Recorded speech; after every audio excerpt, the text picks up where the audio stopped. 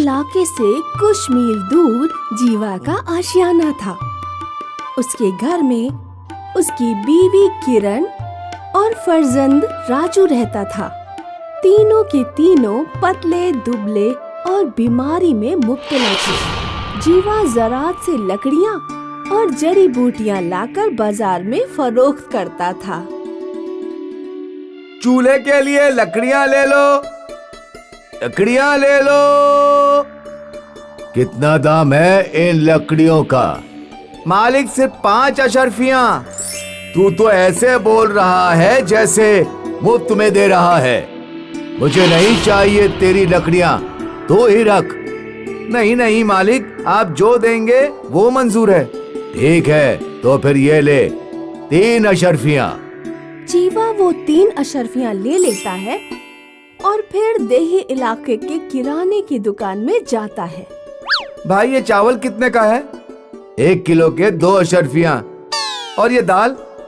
ये 4 अशर्फियाँ 1 किलो के। भाईजान मुझे 1 किलो चावल 250 ग्राम दाल दे दीजिए। ये लो तुम्हारे हुए 3 अशर्फियाँ। जीवा अपनी दिन भर की कमाई से थोड़ा सा ही अनाज मुहैया कर पाता है। वो अनाज लेकर घर पहुंचा और फिर उसकी बीवी ने दाल और चावल से खिचड़ी बनाई और यही उनकी रोज की जिंदगी थी। मौसम बदल गया और अब बारिश हुई। जीवा फिर ज़रात गया और वहाँ उसने लकड़ी काटी और फिर रोज की तरह बाजार में लकड़ियाँ फरोख्त करने लगा। लकड़ियाँ ले लो, चूल्हे के लिए लकड़ियाँ ले लो, लकड़ियाँ ले लो। शहर से शब तक वो चिल्लाता रहा, लेकिन आज बारिश की वजह से एक भी इंसान लकड़ियाँ खरीदने नहीं आया। अब मायूस जीवा वो लकड़ियाँ अपने कंधे पर लादकर घर की सिमत चल देता है। आज मैं अपने कुनबे के लिए खाने का इंतजाम तक नहीं कर पाया। या मेरे अल्लाह, ये कैसी जिंदगी दी है मुझे। मायूस जीवा अपने घर पहुंचा और अपनी बीवी और फर्जंद के सामने रोने लगा। दूसरे दिन जीवा वो लकड़ियाँ बाजार में फिर से फरोख्त करने निकला, लेकिन इस बार भी कोई भी खरीदने वाला नहीं था।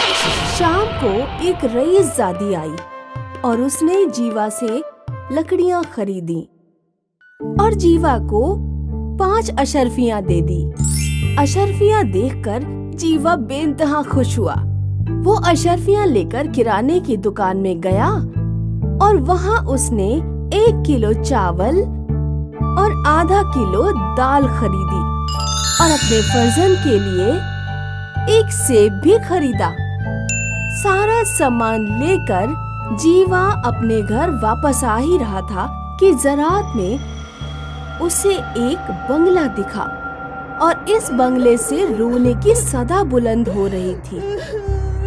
जीवा को फिक्र होने लगी।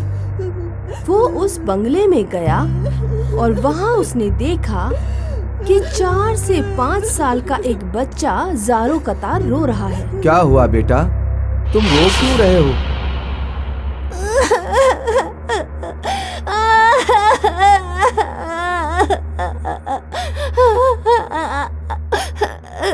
मुझे बेइंतहा भूख लगी है।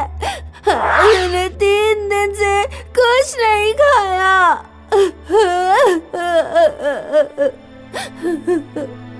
जीवा को उस मासूम बच्चे पर तरस आ गया और उसने वो सेब उस मासूम बच्चे को दिया। बच्चे ने जल्दबाजी में वो सेब खा लिया। क्या आपके पास और कुछ है? है तो, लेकिन इसे पकाना पड़ेगा। जीवा उस बंगले के पकवान खाने में गया और उसने दाल और चावल से खिचड़ी बना दी। फिर जीवा ने वो खिचड़ी उस मासूम बच्चे को दे दी, जिसने बड़े मजे से वो खिचड़ी खाई। अब मेरा पेट भर गया। और तभी वहाँ पर एक औरत नजर आई। शुक्रिया भाईजान, आपने मेरे फर्जंद की भूख मिटाई। मैं इसकी माँ हूँ। इसका मेरे अलावा और कोई नहीं है। 3 दिन पहले ही मैं मर चुकी थी। तब से ये ऐसे ही भूखा बैठा था और मैं इसकी मदद नहीं कर पा रही थी। मतलब अब ये बच्चा तन्हा है? हाँ, इसका कोई नहीं। आपा, आप फिक्र मत करिए, मैं इसे अपने साथ ले जाऊंगा और जो मैं खाऊंगा इसे वही खिलाऊंगा। भाईजान, आप बहुत नेक इंसान हैं और मैं ये चाहती हूँ कि आप और आपका कुनबा इसी बंगले में रहें और आपको कभी खाने की कमी नहीं होगी। ये मैं देख लूंगी। आप अभी अपने कुनबे को यहाँ पर ले आइए। जीवा खुशी खुशी घर गया और अपने कुनबे को लेकर बंगले में वापस आ गया। वो लोग वहाँ पहुँचे तो उन्होंने देखा कि पकवान खाना खाने पीने की चीजों से लबरेज है। फिर जीवा की बीवी ने पकवान बनाए और जीवा के कुनबे ने और उस असीर बच्चे ने मिलकर सबने नौश फरमाया। ये देखकर उस माँ की रूह बेइंतहा खुश थी, क्योंकि उसके असीर बच्चे को एक कुनबा मिल चुका था। इसके बाद जीवा और उसका कुनबा उस तिलिस्मी बंगले में ही रहते थे, जहाँ खाने की चीजों की कोई कमी नहीं थी। तो इस अफसाने से हमें ये दर्स हासिल होता है कि दूसरों की मदद करने से ही हमारी भी मदद ऊपर वाला करता है। सुमेरा दही इलाके के काश्तकार हरीश को अपनी बीवी कंचन से 3 फर्जंद हुए थे। जब हरीश की उम्र बहुत ज्यादा हो गई तो उसने ज़रात में काम करना छोड़ दिया। अब तो मैं कमजोर होने लगा हूँ। अब तो मुझे कमजोर होने लगा हूँ। अब वक्त आ गया है, आपको काम का सारा बोझ तीनों फर्जंद में तकसीम कर देना चाहिए। काश्तकारी की जिम्मेदारी किसे दूं? सबसे लायक फर्जंद कौन है? ये कैसे पता चलेगा? आप तीनों का इम्तिहान क्यों नहीं लेते? दूसरी शहर हरीश ने अपने तीनों फर्जंद कमलेश, महेश और जिनेश को बुलाया। तुम तीनों में से जो सबसे ज्यादा जिम्मेदार होगा, मैं ज़रात उसी को दूंगा। बाबा जान, सबसे लायक मैं ही हूँ। तुम सबसे छोटे हो और कम अक्ल भी हो। सबसे लायक मैं हूँ। नहीं, मैं हूँ लायक। इस बात का फैसला मैं करूंगा। दूसरी शहर हरीश ने तीनों फर्जंद को गाय के बाड़े के करीब बुलाया। अरे यार, बाबा जान ने इतनी शहर में यहाँ क्यों बुलाया है? इस बारे में 3 तिलिस्मी गाय हैं। तुम तीनों को एक एक गाय की परवरिश करनी होगी और साथ में काश्तकारी भी करनी होगी। तुम तीनों में से जो सबसे ज्यादा ईमानदार और मेहनतकश होगा, 10 दिन बाद उसकी गाय सोने की बन जाएगी और जरा उसी बेटे को दूंगा। ये जरा तो मुझे ही मिलेगा। नहीं, मुझे मिलेंगे। हरीश ने तीनों फर्जंदों को 10 दिन की मोहलत दे दी। तीनों फर्जंद अपनी अपनी गाय लेकर चले गए। उन्हें दिन भर काश्तकारी भी तो करनी थी और गाय का ख्याल भी रखना था। शुरुआत में तो तीनों अपनी गाय का ख्याल रखते हैं, मगर 2 दिन बाद ही महेश और कमलेश गाय की खातिरदारी से चिढ़ने लगते हैं। अरे कितना चारा खाएगी तू? मैं तेरा ख्याल रखूं या इनका ज़रात का?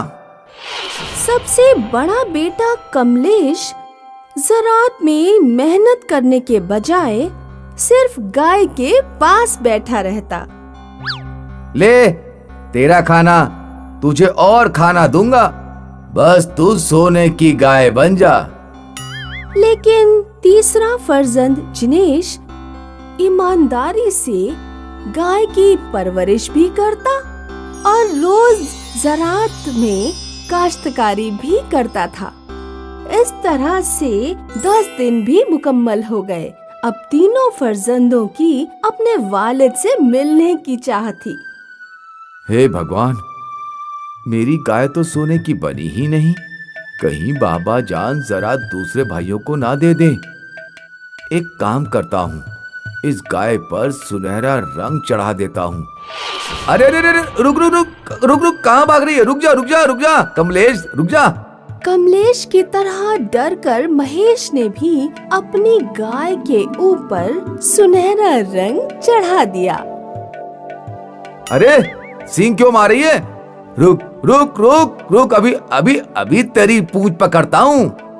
कमलेश और महेश अपनी अपनी गाय लेकर हरीश के पास गए। कमलेश और महेश की सुनहरी गाय देखकर हरीश हैरान ज़दा हो गया। तभी जिनेश भी वहाँ आ जाता है, लेकिन उसकी गाय तो पहले की ही तरह सफेद है। मुझे माफ कर दीजिए बाबा जान, मैं आपके हुक्म के मुताबिक आपके फैसले पर सच्चा साबित नहीं हुआ। ये कुछ पैसे हैं जो मैंने गाय का दूध फरोख्त करके कमाए हैं। आप ज़रात को बड़े भाइयों में तकसीम कर दीजिए।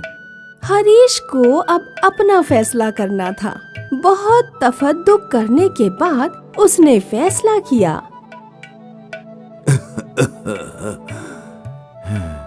मेरे सारे ज़रात आज से जिनेश संभालेगा। ये सुनकर दोनों भाई हैरान ज़दा हो गए। लेकिन अब्बा जान, आपके हुक्म के मुताबिक सोने की गाय तो हमारे पास है।